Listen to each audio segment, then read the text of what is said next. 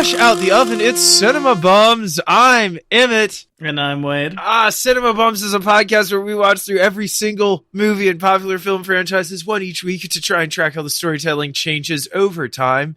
Today, we are returning to our mini-series, Won't You Take It to Waititi Town, covering every film directed by Taika Waititi. We will fully spoil today's film, Thor, Love and Thunder. We'll probably also spoil Infinity War, maybe, and we'll try not to spoil Endgame, but who can say?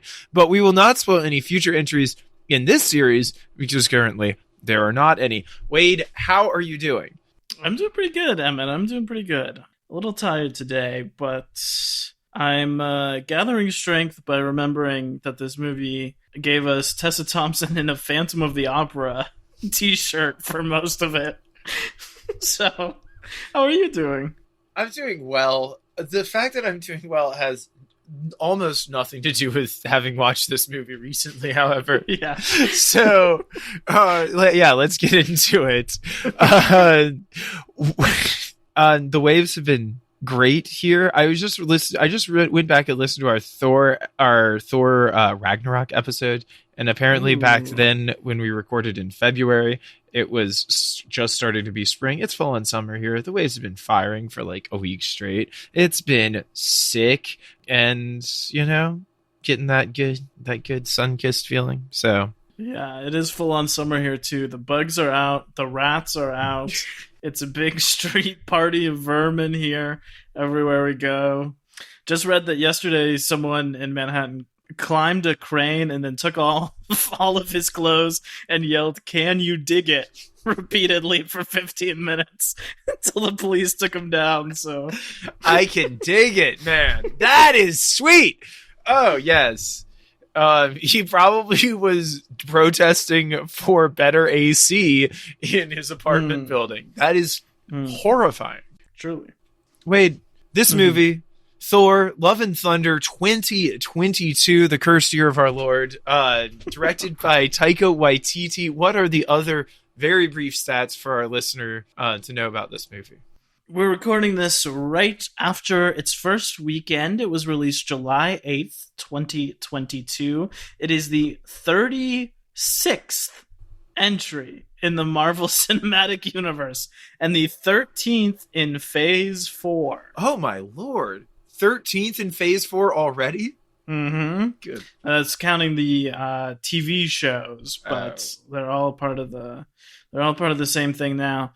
As you mentioned, directed by Taika Waititi, this is his 7th feature film. It was written by him and Jennifer Caton Robinson, who also wrote the HBO Max film Unpregnant. They wrote this film together, and it is important to note that Taika did not write Ragnarok, although there was that stat, what did they say, that 90% of it was improvised on set? 80% is what Taika said in one interview. Mm-hmm. Whether or not we believe it, who can say? The score for this movie is by Michael Giacchino, who also did the score for Jojo Rabbit, and by Nami Melamad, who did the score for, I have to say, the underrated, very good HBO Max film An American Pickle. Have you seen that one? I have Emmett? not. I have not. It's like a Seth Rogen comedy, but it's a more serious. It's a kinder, gentler Seth Rogen comedy. Okay. He plays a guy from 100 years ago who gets frozen in a pickle factory, and then he wakes up in 2020 and hangs out with his like great grandson, and is shocked at the state of the world. But it's pretty good. That seems fun. It was good. They did the score. They replaced Mark Mothersbaugh of Devo, who did Ragnarok. Oh, yeah. Remember all those synthy goodness that has been replaced by more orchestral score this time around. Running a blessed 1 hour and 59 minutes. Rare that these things are less than 2 hours, so squeaks it in. We got to give it up to Taika for that. Shockingly, this film had a budget of $250 million, which seems incomprehensible to me, having seen the movie. Just doesn't... I feel like that's the price of, like, the Avengers movies. Yeah, it doesn't add up. It's not on the screen. I'm not sure where the budget went. It was probably into the multiple resurrections that they had to perform on Christian Bale as he literally died for his role. Well, there are already so many fake out deaths in this movie. I mean, already, they kill Korg and he's back immediately. They kill Valkyrie and she's back immediately. This They Korg, kill okay, Russell I actually want to speak to this Korg moment because that is so frustrating when they do things like that. It's like it cheapens it so much. Just don't even do it, you know? Yeah. And also, it reminds me of a particularly jarring and weird moment in literature from the Abarat series by Clive Barker, where, spoiler alert, one of your favorite characters' heads gets chopped right off and is brutally described. And you're like, whoa, damn, he was like one of the faves. He's been there with us since like the very first book. And then mere moments later, his ear flaps, because he's this weird like gecko looking guy. His ear flaps start flapping. Oh, it turns out this species of creature only needs its head to survive. So everything's great, folks. He's still with us. Well, yeah, that does sound very similar to what happened. Exactly. Yeah, it was very similar to what happens. Where his face is just his mouth and eyes are alive. The thing about both of those, but especially Korg, is like it feels like they could die, you know? Yeah. It feels a little different if like Thor falls down a big hole and you're like, will he survive or whatever? Yeah. In Black Panther, where like Black Panther dies like an hour and a half in, and he's gone for 20 minutes, you know? But it's like, no, Korg could die there. So if you show us him dying, I'm going to think that's what's really happening. For sure. We're not quite sure where the budget went, but it's making it back. It made $302 million in its opening weekend alone. That is the third best weekend since the pandemic began, behind No Way Home and Multiverse of Madness.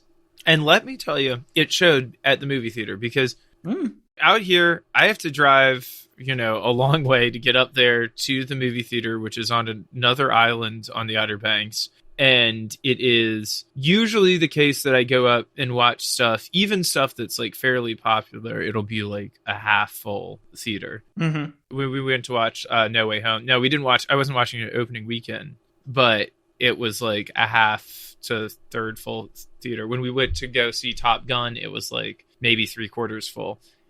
The whole place was packed out. I couldn't even get a ticket. Couldn't get a ticket in time by the time I arrived there for the showing that I had wanted to see. So I had to like get one because the line in the whole place was packed out with people. Wow. And I was like, I've never seen it this busy in this theater in my life. So good for them. I don't think they were all going to Thor, but it was just like a big ass weekend out here for the movie theater. That's awesome. Yeah, I know you normally don't get to see it with many people, so that's cool. Did the crowd seem into it? They clapped at the end. Like a fair number of people clapped at the end. Okay. People were laughing and be like, oh yeah, like this thing. I heard at the end of the movie when the credits were rolling, they're sitting next to these two like teenage girls, and one of them was like, "Oh, Christian Bale was in this. Who's Christian Bale?" Very funny. I saw this back to back. So I saw this first. Laura's leg is still broken, so it's very hard for us to get to the movies. So we were like, if we're gonna go to the movies, we're gonna see every movie we want to see back to back. Mm-hmm. So we saw this, and then we saw Minions immediately after. And it was a pretty good crowd for both, but at the Minions showing when it ended, these two like adult men came, sat next to us in a little four row seats. They brought in open bottles of beer with them and sat in the recliner and immediately fell asleep for the entire film of Minions. And when it ended, they woke up and one of them turned to the other and said, "Dude, so much better than Thor." That's awesome. What did you think of Top Gun? Well, I don't know. I had a lot of thoughts about Top Gun. Okay. No, really, I just had one thought, which was it was just like a very nice depiction of the U.S. military. it was like, yeah, this is rad. This seems like a totally fun and supportive group of people who we should definitely be funneling just like trillions of dollars into.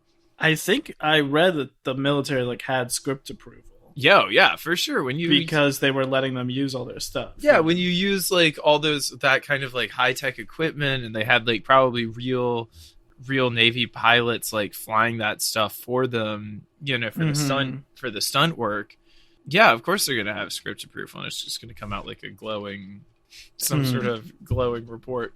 But on the other hand, totally badass, like super exciting to watch. Yeah. Completely effective in its goal, you know, which is to hype people up about people in planes blowing stuff up. There was one where I was like totally on the edge of my seat watching it the whole time, except for the romance stuff, which I was just like, it felt like a contractual obligation. Tom Cruise is like, no, I have to be the best at everything, and I have to have a hot girlfriend. Like, but truly, I was so into it watching it. I think I came out of it being like a 9 out of 10. And then thinking back on it, I'm like, it's pretty good, but it is just the Death Star trench run.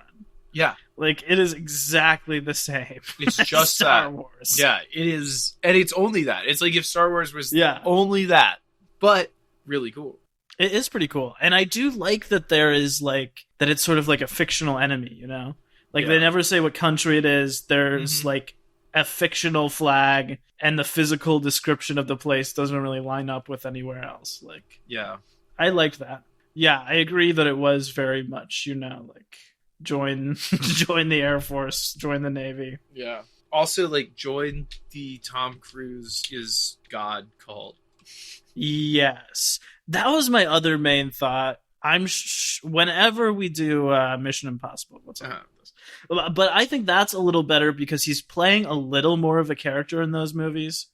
And there's a little more of everyone around him being like, oh my God, I can't believe he's like this. Right. But like the whole movie, I was like, but this guy in real life would be so annoying. Yeah. Be the worst possible person to work with. Like, he is made out to be like the great American man in the movie, and you totally get like his perspective. But it's like, but in real life, this guy would be insufferable. Yeah. Anyway, we'll be back next week talking about Thor: Love and Thunder. Anyway, what other thing? Mixed reviews on this one. It may shock you to hear. 57 on Metacritic compared to Ragnarok's 74. And in terms of Taika's movies, that puts it critically between Eagle vs. Shark, which is his lowest, at a 55, this at a 57, and Jojo Rabbit at a 58. Which we have to remember was there was a little bit of critical, I don't want to say backlash, but a little askance view from critics on that one. That's the light tonal approach to the material. And now he's made his follow-up, Emmett. What does the listener at home need to know about Thor: Love and Thunder? It is tough. To me, I think it's similar to the difference between the first and second Guardians movies. Where, like, I don't think the second one is anywhere near as strong, and I don't think it plays into the strengths. I think it, like, kind of takes this, like, a strange direction of the things that worked. Like, takes things that worked in context with other stuff from the first movie and doesn't take, like, the best parts. It's a film where Thor has maybe learned the lesson at the beginning, kind of, but not. It's like, what was he supposed to have learned? And then what was he supposed to have forgotten during Infinity War and Endgame? And what has he gotten back? And who is he now? But does that question get answered in this movie? Is what I want to know. Or does it not? In this movie, the protagonist is a man named Christian Bale who will do anything for an Oscar, up to and including sacrificing his own child to the gods of the Marvel Cinematic Universe. Then getting the Necroblade, which is basically the Nightblade from the Northman. Yeah, from the Northman. Stealing entire sequences from the Northman where he goes about massacring the gods, which at that point I was like, I want to see the Avengers get on this guy's team. This is the dude this is the man with a plan, you know? And it just so happens that Thor's godly blood is going to condemn him to being hunted by Gore. then the Guardians of the Galaxy are there, then they're not. They tell Thor, good luck, bucko. See you in a movie that hopefully has Gamora in it. Yeah, I thought it was funny that we just had this conversation about how Infinity War totally rejects Ragnarok. Because this movie totally rejects Endgame. Like, in the first 5 minutes, they're like, yeah, he lost all the weight and the Guardians are gone. Now we're doing something else. Yeah, exactly. And then it's going to be about Gore the God Butcher. So they go on this quest because they're like, we need to fight this dude. They don't want him to destroy all the gods because that would be bad, maybe. Well, then they get there. Turns out Zeus is a total douche. And, like, what would you expect, having read Greek mythology? But this is a real letdown for old Thor, who says, I base a lot of what I do off of him. Oh, that was funny.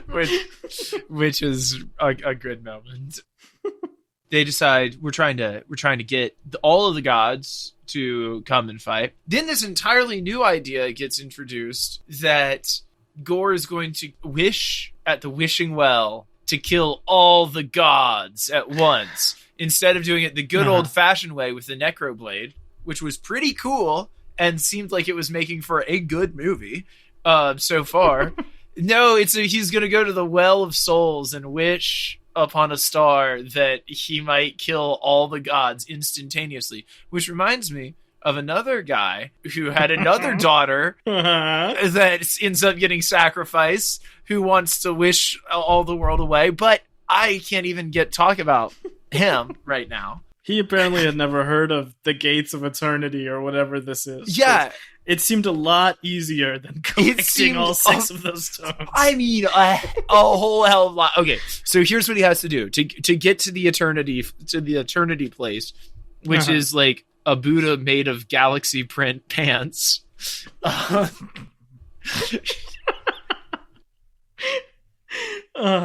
He's got the Necroblade, which somebody just gives him for free. It calls to him, basically. It calls. Necroblade chooses him. Yeah, that's true. The Necroblade, the wand chooses the wizard.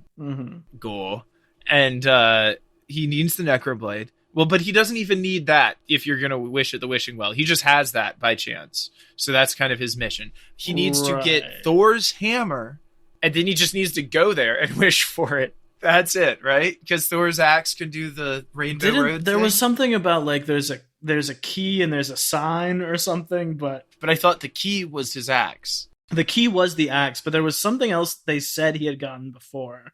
But I really could not remember the rules of this movie as they were happening. So basically he can just go there and wish for it. And whoever gets there first gets the wish.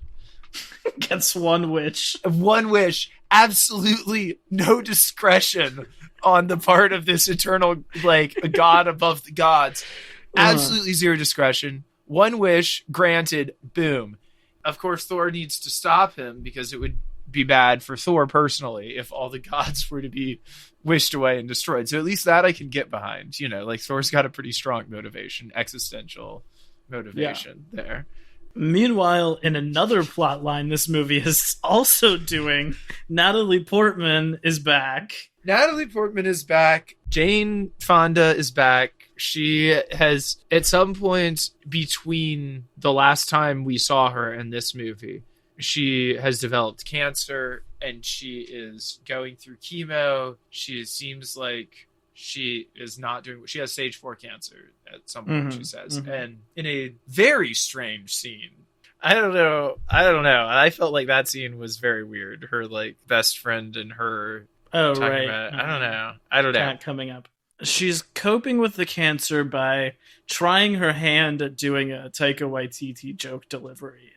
She really can't quite pull it off, but because she's dying of cancer, everyone is kind of just ignoring it and telling her she's doing a good job. Yeah, everybody's like, it's okay. They're like, you're funny. You're really funny and quirky in this, and you seem like you're doing a really good job and very modern in your joke delivery. You don't seem like a regal princess in real life who's trying to play dumb in a movie. That's not how this is coming off. Don't worry. So then another weapon calls out to another person in this movie. Mjolnir calls out to her, and she says, I will avenge you, father. I will save you, mother. I will restore you, Mjolnir! And she grabs the hammer of the gods and basically completely... So she summons the strength of Mjolnir. It rejoins itself into a hammer again. And now she has an even cooler hammer than Thor did because this one can fly apart and do all sorts of cool stuff. She becomes blonde Jane Foster, a.k.a. Thor, a.k.a. Dr. Jane Foster, the most badass. Yeah. But, unfortunately, while the hammer does make her feel better while she was holding it and gives her powers, it does not permanently cure her of the cancer. She is still dying. This is how it leads into all of Thor finding her. He sees her, of course, he's got googly eyes for her forever. Then they're going to go on this cross-dimensional time warp together with the goats, which I don't really even have time to explain why there are two giant goats. But there are. Did the goats work for you or not? I was not really about it with the goats. I was like, this was going to be cool if him and Korg rode the goats. But when they were made the goats pull the thing, I was like, you're on Rainbow Road with your magic axe. Why do you need goats to pull it? Yeah. You look like a dumb Santa Claus. At the end of all of this, failure once again. Thor manages to cry, good, and then Jane still dies. Mm-hmm. Gore the God Butcher resurrects his daughter instead of, fixing the world. He has a good moment where he decides to do the evil thing and to instead do something good. But then instead of doing something really good, he still just does the fairly selfish thing, brings back his daughter.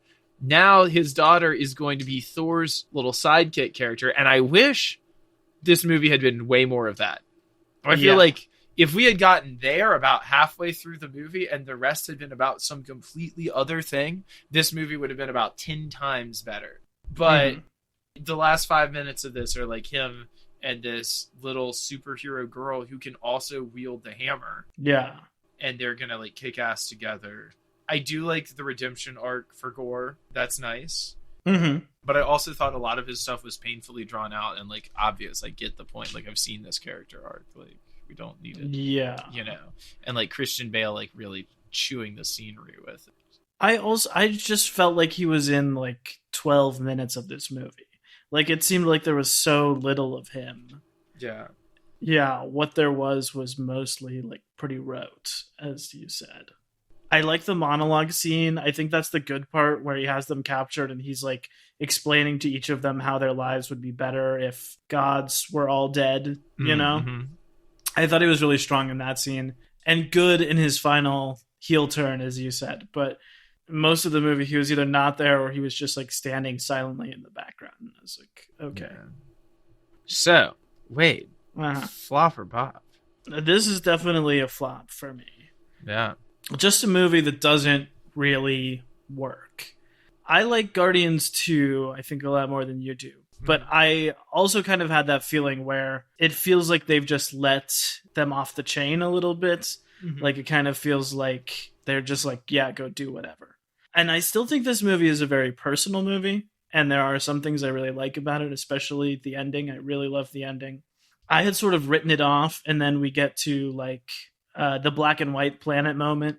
And from there on, I was okay, Taika at least seems excited about directing this. He is throwing a little bit of energy at this. Yeah. That has been missing the rest of the movie. And I like some of the things the movie has to say. I just don't think that it really should have been made. I feel what was the point of it? It just seemed... I will give my take on this a little bit later about how that's wrapped up in what is going on here, but I ultimately just don't think that it was really worth it, is my opinion. What about you, flop or bop? Unfortunately, also a flop for me. Yeah. It wasn't funny enough to propel it along really on this kind of long and weird odyssey that doesn't go anywhere that we haven't really seen before in some of this. And if the setup here is for a war of the gods between the Avengers and the Greek gods and these other gods, that's kind of interesting, but it takes a long while to get there too. Is this the launch of a Thor and Love and Thunder TV show? You know, Right. like, is that what this is leading into? Is this next movie really going to be about Thor and this kid? Or are they going to take it away from Taika and kill the kid off in the next Avengers movie? I don't know. I really hope the kid is around next time. I hope that they don't the Wolverine me and have this movie end with him going off with a cool new female sidekick and then never mention her again, you know? Yeah, yeah. Or at the start of whatever Avengers 12, they're just like, yeah, she's a daycare. And then, you know, that's sort of all that's ever said about it. Okay, I feel like there is a lot of meta stuff in this movie.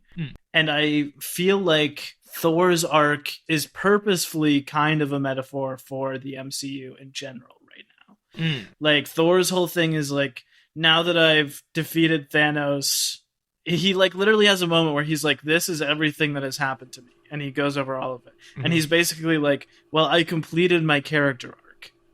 Like, why am I still here? Yeah, he says, I'm going to go meditate until somebody says, Thor, we need you to win this battle. So he's like sort of lost and aimless, and that's this whole movie, is that he's like looking for a reason basically to exist. He's basically like asking himself, why is there a Thor 4 being made after Endgame? You know, like, why is this still happening? Yeah. And that stuff like read clearly to me, but I was also like, maybe just don't make the movie. Yeah. You know what I mean? Like, I get that you have to make this movie and it has no reason to exist, and you're kind of funneling that into the movie. And that's probably a better take than not addressing it, but I think an even better take would be not to make a movie that doesn't have a reason to exist. Yeah. Yeah. I also definitely think that the King Valkyrie arc in this has a lot of parallels to Taika himself, were I to guess. I feel like that she, you know, has achieved the status as the king of Asgard, that she, like, worked very hard to, but it's like, okay, now I'm just in meetings all the time. Now I'm just sort of, like, wooing fans. Now I'm, like, tired all the time and I'm not happy. Like, that felt like the Taika insert character to me, of him, you know, having worked really hard with all of his New Zealand films, attaining huge success in Hollywood, and maybe him being like, okay, now that I've reached that point, all I do is take meetings. All I do is, like, impress people who want to meet Taika Waititi, and yet I'm missing the action of what I used to do. Yeah. Damn. So it felt, I mean, it does feel very personal to me, as do a lot of his movies, but it's also kind of a bummer. Yeah. And the ending, which I do love, of Thor being like, oh no, my reason to keep on going is having a daughter now. Yeah. Like, that got me very emotional, just thinking about Taika as the father of two daughters, you know? And we know that we've talked about his thing being like, bring your kids to set. Like, I love, he brings his daughters to the set all the time. And so that stuff, both of like having a ton of their kids be that little group of kids, and then I'll have the big moment at the end, but also like the ultimate resolution of this movie being that Thor is like, oh, I'm a dad to this sweet little girl, and that's why I keep going. Yeah. That felt very personal and sweet, and was part of what I really loved about this movie. Yeah. But as you said, I had basically written this movie off, and then it gave me that, and it like made me tear up in the last 5 minutes, and I was like, okay, but like an hour and a half of this was net sum zero. Yeah. Substance. So yeah, exactly. Yeah. What is this new power where Thor can temporarily grant everyone the power of lightning? That would have come in, you know when that would have come in handy? Any time before now. Yeah. Any fight that the Avengers have ever had. He could have just been like, oh, by the way, Captain America, now your shield is lightning shield as well. You know, like, okay, everybody's stuff is now your stuff plus lightning. He could have done that at any moment. And it was just, what? When did he learn that trick? That's what I want to know. Yeah. There's just a lot of moments like that where I'm just like, what this is all just like kind of coming out of nowhere. Seeming a little strange. I like your read on the meta nature of it. But yeah, I think, like you said, the better commentary is just not do it at all. A lot of it feels like a kid's movie to me. that stuff in particular. I don't say that as a good or a bad thing. That's just how it feels. Especially like all of the gore stuff and even like the design of his like shadow monsters kind of felt to me like it was out of a creepy kids movie, like a Chitty Chitty Bang Bang or like a Return to Oz. Yeah. Like something designed to be scary to kids. When I was watching it, I was like, I can't believe that we're going to have to talk about kids in cages again on Cinema Bums. But the stakes of this movie is that there's like a bunch of little kids. Yeah. Who have been kidnapped, and then the end of the movie is like they all get to become Thor and like use their stuffed animals to kill a lot of evil monsters. And that part is pretty awesome. But yeah, I do love the design of that creepy like spider car that they're in. Oh yeah. What about Thor's buns? I mean, let me put you on the spot here. We talked about Hulk's buns being the first nudity ever in the MCU. Yeah. They decided to take it up a notch. They truly did. I love when the girls, like a couple of the women standing around Zeus in the whole gods scene, just like straight up faint when they see him. they're just knocked. They're knocked flat. It was funny. It's good. And the part where they asked Jane, she's like, "I'm not mad about it." And Korg's like, "I love it." Oh yeah, that is funny. Where they talk about it later. Yeah. I forgot about that. How did you feel about the romance in this movie? The Jane Thor stuff. Strangely. Mm-hmm. I went back and listened to our old episode, and I think all of us kind of assumed that this was going to be a rom-com of sorts. Yeah. Which it's not, I don't think, at all. It's not really a rom anything, but it is definitely a rom trage, if anything. Yeah. It's more of a Nicholas Sparks vibe. Yeah, exactly. It's super sad. I mean, there's this whole montage of their relationship and them, like, kind of drifting apart in their relationship. But then, like, why is he still, why is he still torn up? And, like, should they both have moved on? Have they moved on? Is this a healthy relationship? What is going on here? What do you think? I liked the montage we see of them sort of living ordinary life together. Mm-hmm. I thought that was really good, sort of doing like the up thing, like the life of a relationship, and you see them come together and fail. I really liked that. I thought we could have used a little bit of that energy in the actual movie. Yeah. Because it felt like they both were just like acting like third graders around each other all the time. Like they couldn't even talk to each other. Barely. Yeah, it seems very strange for people who, like, Thor's arc has been towards being able to be more, like, expressive. Like, that's kind of a lot of what's been going on over 2 or 3 movies now, Yeah. And also, you'd expect her to also be a little bit more know what was up. I don't know. Mm-hmm. I liked the hospital scene, too. I really liked when he was just like, I love you, I've always loved you. Like, that's not a big deal. Like, I really liked that. Because it felt like we were getting somewhere with, like, the substance of it, know? Yeah. Like, when I think about the Taika tone, I think it's, like, mixing really goofy humor with sincere emotional moments, Yeah. It's not undercutting sincere emotional moments with goofy humor constantly. Yeah. That's more of, like, the James Gunn thing. I'm not saying I have a problem. Like, in Ragnarok, the death of Odin is played completely straight.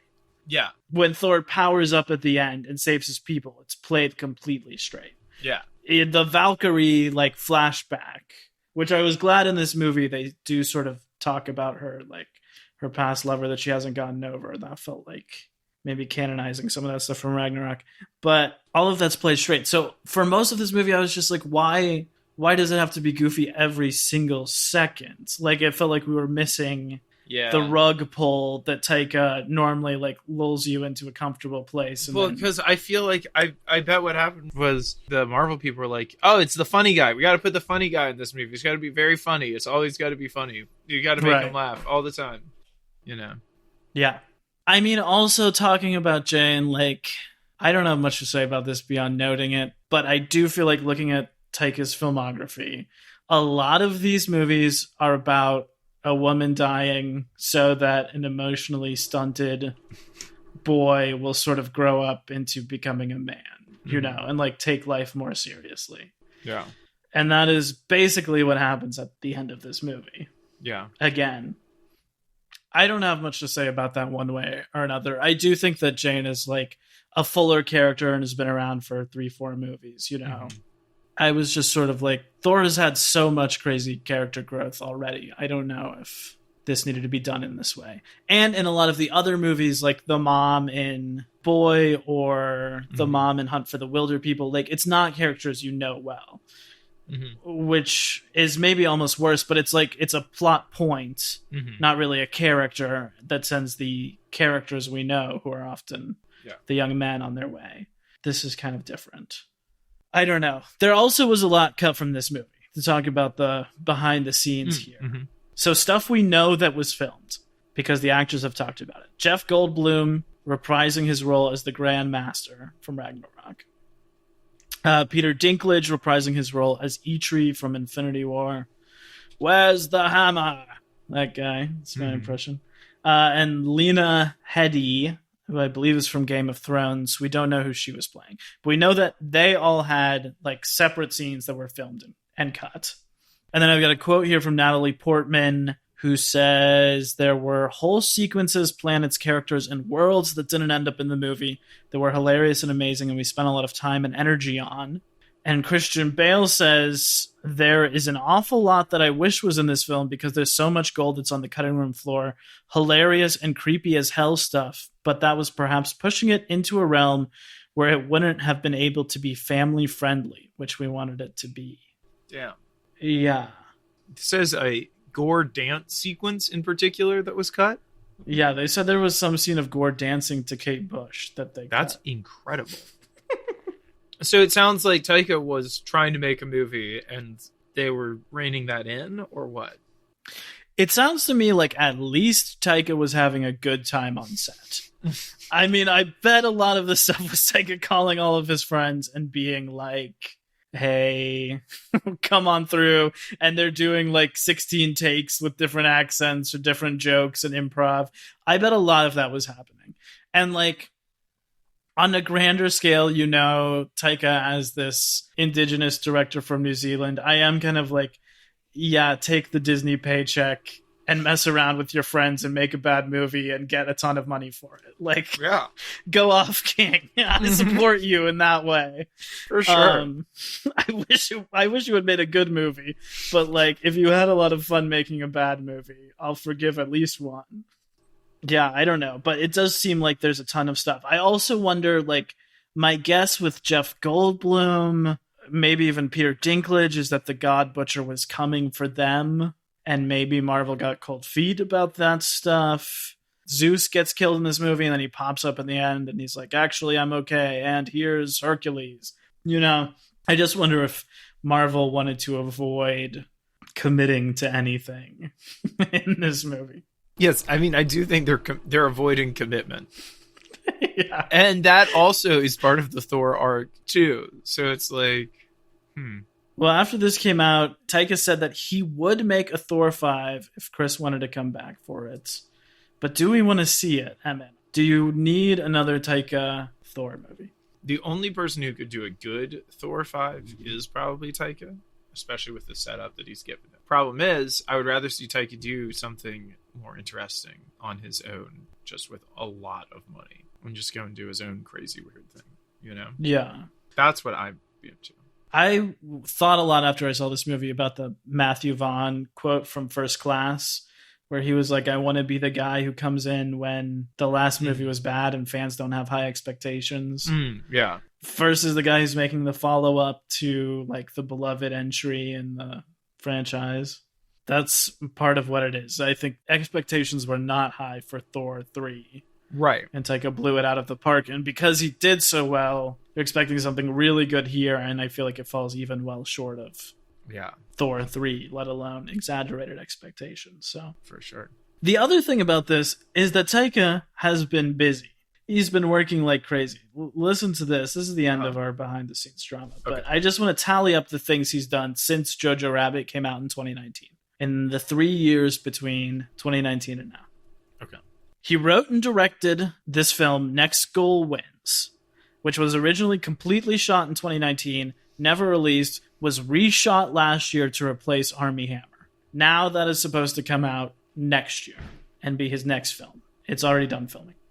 He wrote, directed, and starred in this movie, Thor: Love and Thunder. On the TV side, in those same 3 years, he directed and starred in The Mandalorian. He continued producing Wellington Paranormal and What We Do in the Shadows, which only got more popular. He created, wrote, and produced Reservation Dogs on Hulu, directed, produced, and starred in Our Flag Means Death on HBO Max, which I've been catching up on, like it a lot. And in other people's movies, he starred in The Suicide Squad, Free Guy, and Lightyear. Wow. He's had a very busy 3 years. And right now, he's still editing Next Goal Wins. He's filming season 2 of Reservation Dogs and Our Flag Means Death. And in the future, he has been announced to write and direct a Star Wars movie, a live-action Akira movie, a Flash Gordon movie, and a movie adapting Alejandro Jodorowsky's graphic novel, The Inkle, as well as an animated Charlie and the Chocolate Factory television series for Netflix and a television series for Showtime adapting the graphic novel, The Auteur. What? Those are all things that in the past 2 years there have been like official press releases being like, we are very excited to sign Taika Waititi on to do this. 4 movies and 2 TV shows on top of everything else that is still going on. Damn. Well, hell yeah. I mean, I don't know what's going on, but I feel like the man is busy. And I also feel like after watching this movie, like maybe someone give the man a nap. Yeah. Yeah, no kidding. Yeah. Well, it's come to that time where we look deep into the heart of our own culture to understand what the cultural context is that this is coming out under. Actually, wait, I don't want to do it. Let's skip ahead to the villain report. I agree. And I truly have nothing else to say about the villain other than that he should be in more of this movie if he's going to be a big deal. I just want to say that Christian Bale was really out here probably losing 25 to 70 pounds for this film. Yeah. Probably really scarring his skin in that way. Probably actually walking for 40 days and 40 nights in the desert with no water to understand. Somebody give this man a damn Oscar for this role. I mean, he's really laying it all out there. He's got the Night Blade. He went to another movie's universe and stole a weapon so that he could get the Oscar, so that he could touch the eternity and get the Oscar. Yeah. Wait, who is your MVP OTT other than Thor? And I think we're going to have to take both Thors off the list. Oh, okay. Okay. But I don't know. Fair If enough. you strongly wanted Jane to be your MVP, then you can have her. I don't, I'm sad to say. But much love to Natalie Portman. Oh, by the way, I don't know if you saw this story, but there's a hilarious interview with Taika where he was talking about being on set. And he said Natalie Portman asked him what he was doing next. And he was like, well, I'm supposed to write this Star Wars movie. And then he was like, oh, hey, I think you'd be great. Have you ever wanted to be in a Star Wars movie? Like, completely seriously. And she was like, I was in 3 of them. And he was like, really? Incredible. My MVP, easy pick. The actor's name is Kieran L. Dyer. He is playing Axel, formerly known as Astrid. We will validate his identity here, unlike Thor. Axel as Heimdall's unbeknownst son, who's popped up in this movie. I thought it was a really good performance. He handles the Taika jokes. I think Taika is sometimes best when working with kids. And he's very funny and gives the stakes accurately and just feels like one of the only actors in this movie who is like taking everything seriously and like putting a lot of work into what he's doing. So I really loved his performance. Now I do have to say, good luck to this kid, because if I was 12 years old and someone was like, you look a lot like Idris Elba, we're going to cast you as Idris Elba's son. That would be, I would be done for the rest of my life. Like, my ego would be inflated to the size of eternity that we see in this movie. Truly.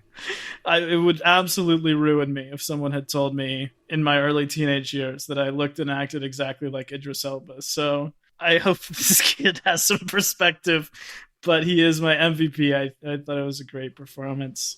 Yeah, it's good. I love that he can do like the cool, whatever that cool eye thing was. Emmett MVP. My MVP would be Tessa Thompson as Valkyrie. The part where she is King Valkyrie at the beginning is very funny, especially the Old Spice ad. Oh, yeah. The fact that New Asgard has just become like a complete tourist destination is very amusing. And got a big laugh in the theater when it was talking about a small fishing village turned massive tourist destination, which of course is the entire Outer Banks. So everybody there was like, just like us. But I'm sure that Taika knows a thing or two about that too. Exactly. Like New Zealand, I'm sure. Exactly. And also I turn on my TV and I see Taika Waititi in a lot of commercials right now. So that's why I was like, this Old Spice thing, I get it. Yeah. I get what you're doing. Yeah, but she's great. She is playing something all the way to 11 this entire movie. I'm not entirely clear what it is, but she is messed up. She's going through it.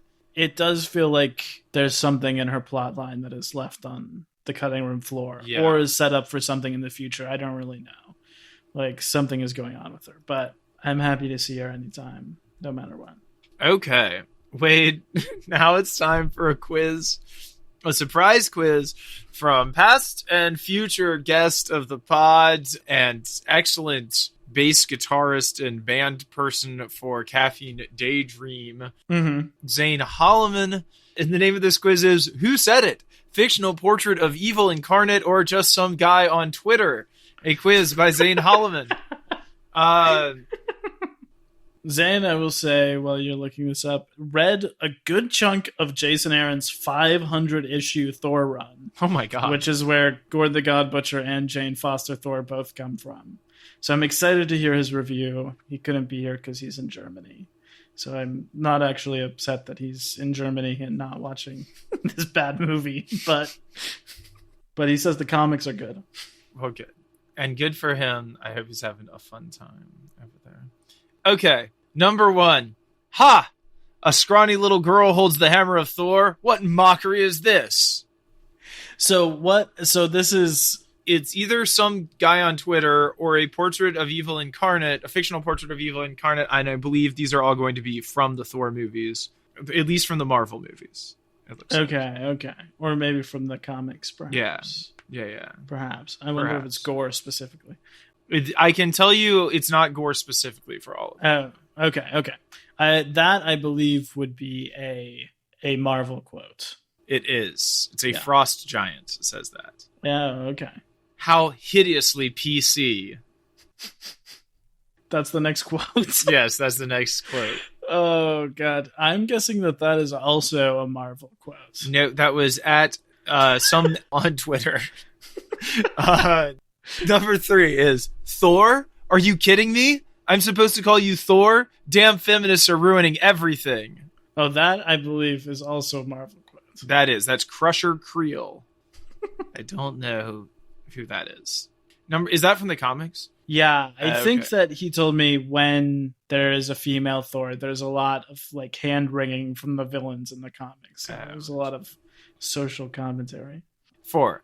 I wager they're letting just anyone be Thor these days. The I'd wager makes me think it's a comic, but I'm going to go with Twitter. It's a drunk Asgardian who somehow got a hold of a phone. Wow, did Thor knock somebody up? Twitter. That's Twitter. Charity begins at home. Take care of our own first. What? Yeah, I Okay. I don't know. Twitter? Yes. Does she have a superhero name yet? Please tell me it's Thunder Woman or Thorita or Lady Hammerpants. Ooh, this is tough. That could really be either. Very easily. My gut is telling me it's a Marvel quote. It is none other than our problematic king, Peter Parker. Oh boy. This is what happens when an all-mother is left in charge of Asgard. Probably also Marvel, I'm guessing. All-Father Odin. That jerk. Wow. This is not good. It's crazy. A woman with that hammer will be stupid. Ridiculous. That's Twitter, if I have ever heard it.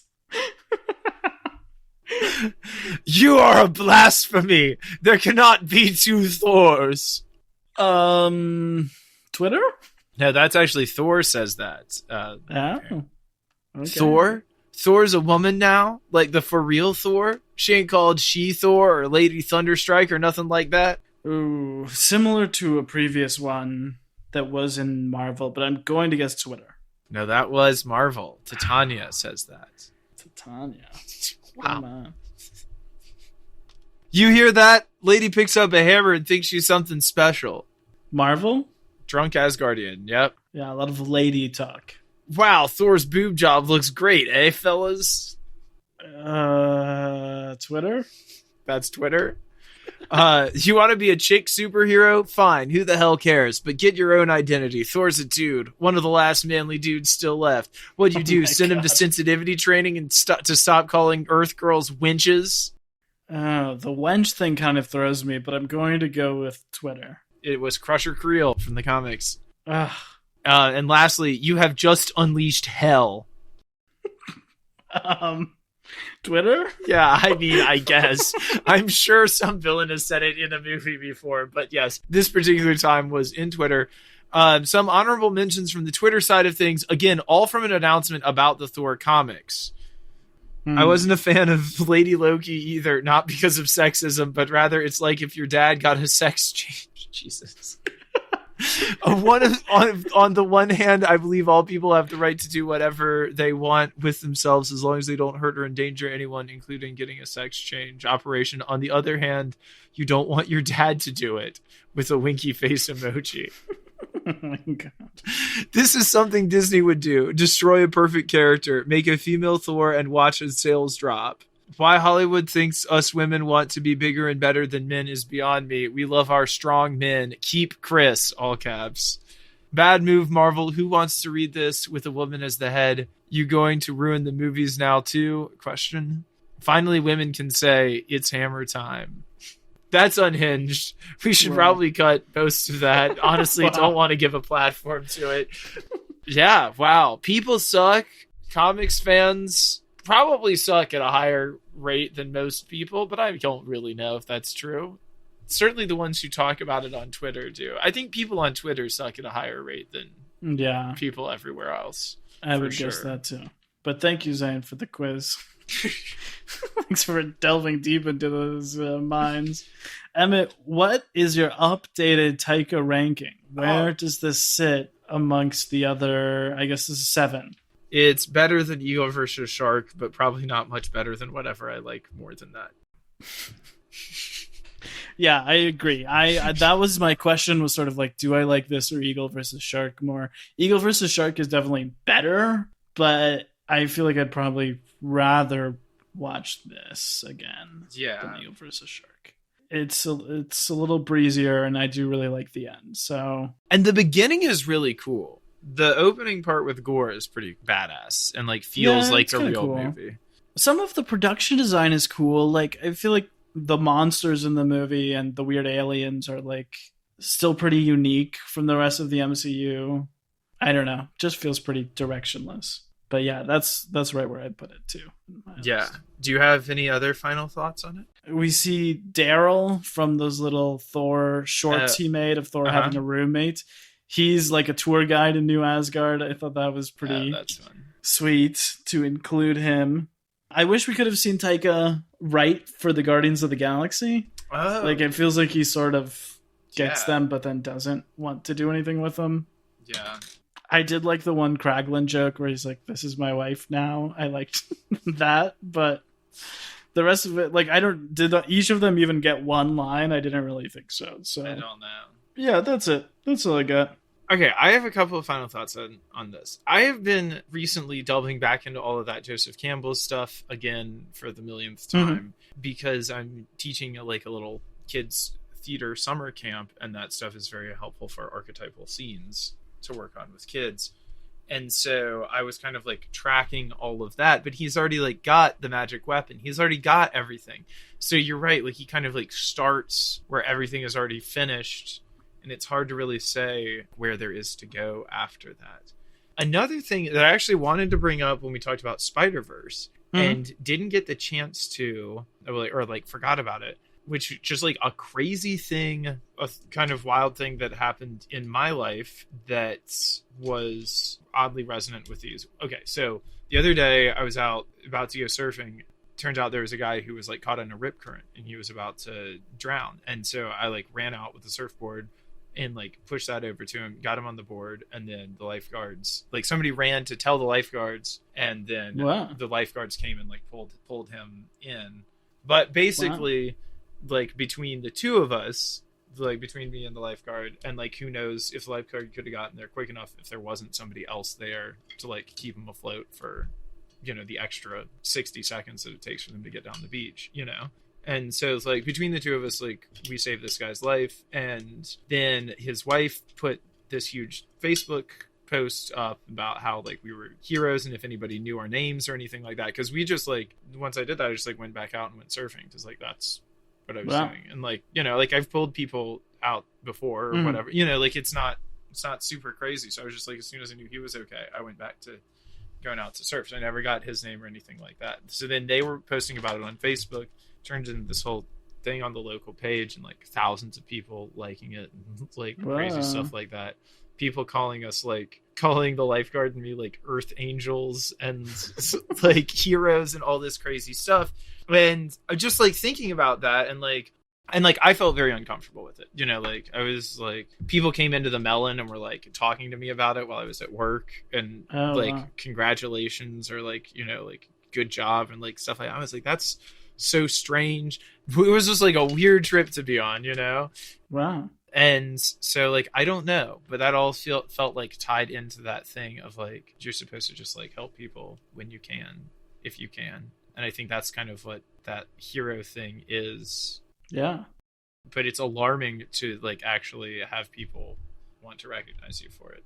So it's I don't know. That's pretty wild. I didn't know any of that. Yeah. So that is just something that I've thought about with these, having watched these movies, being oh yeah, that's the super version of that. But people lifeguards are people who actually save people's lives all the time. Right. Yeah. Yeah, absolutely. And you didn't pop up onto that 1,000 comment post and say, please listen to my movie podcasts at Cinema Bums. We should have. We really should have. I was just I got in touch with her and was I'm just happy everybody was safe. Me too. With all of that being said, join us in only 2 weeks where we discuss the movie of the summer, the thing that we've really all been waiting for, the threequel to end all threequels, Nope. Woo. Are you ready? And then next week, of course, we will be returning to our Spider-Man series for Spider-Man Into the Spider-Verse from 2018 to talk about Miles Morales and our animated Spider-Man. Very excited for that one. Until then, stay freaky, stay fresh, stay frosted.